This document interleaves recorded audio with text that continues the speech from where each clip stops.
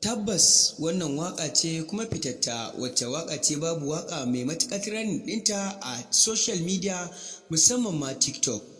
Shahararre kuma fitacce wato Auta MG Boy kuka saurara kenan. Hakika shi ma jarumin ya faso, domin kuwa za mu iya cewa ya fara zuba waƙoƙi masu matuƙar nishaɗantarwa da ilmantarwa da wa'azantarwa kamar yadda al'amura suka nuna.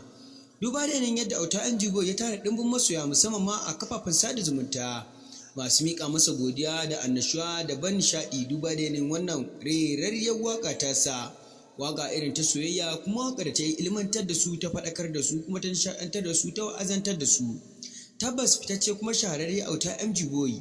wanda yake ƙoƙari gurin faranta wa masoyansa waƙa daban-daban, domin kuwa a halin yanzu babu mawaƙin da ya kai Auta MG Boy sakin waƙa a cikin shekarar da muke ciki ta 2024, kuma duk da haka yana mai albishiri na fito da albam ɗinsa wanda zai ƙayatar da ku a shekarar nan, kuma ya ilmantar da ku duk dai a shekarar nan. Tabbas yana nuni da cewar a shekarar nan dai akwai mawaƙan da dama za a yi gogayya da su wurin fitar da albam na shekarar da muke ciki ta 2024. To amma kafin mu je kai tsaye cikin bayanin namu, bisararru sai ka bi mu sannu a hankali har zuwa ƙarshe a cikin wannan bidiyo domin sanar da kai abubuwa masu matuƙar nishaɗantarwa dangane da Auta MG Boy.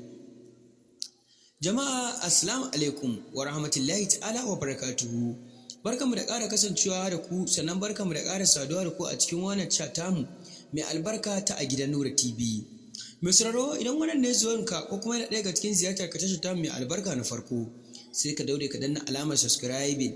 ko sharing ko liking domin ci gaba da samun sababbu kuma fitattun bidiyoyinmu da zarar mun ɗora. Bidiyon da za su ke nishaɗantar da kai, suke ilmantar da kai, suke faɗakar da kai akan waƙoƙi daban-daban da kuma abubuwa na rayuwa akan waƙoƙin da jarumin ya fitar maka. To mu dawo kan Auta MG Boy, duba ne yanayin shahararre ne kuma fitacce mawaƙi wanda yake trending a halin yanzu. Waƙarsa kenan wacce take matuƙar trending a kafafen sada zumunta. To tabbas ba iya wannan waƙa ya ne ya saka muku ba, sai dai ku dakanci ɗaya kuma ku jira, domin kuwa da zarar ya sake ta za mu yi ƙoƙari mu sanar da kai a inda za ka lalubi full na waƙar, wato ko kuma ka lalubi complete nata bidiyo da audio a inda za mu faɗa maka a yanzu, idan ka ci gaba da bibiyan mu a kodayaushe, domin kuwa da zarar ya sake ta za mu yi ƙoƙari mu sanar da kai mai sauraro ta yadda za ka nishaɗantu ka ilmantu da waƙoƙin jarumi Auta MG Boy. Mun gode da ziyartar tashar mu da kai mai albarka ta a gidan Nura TV. A gidan Nura TV ta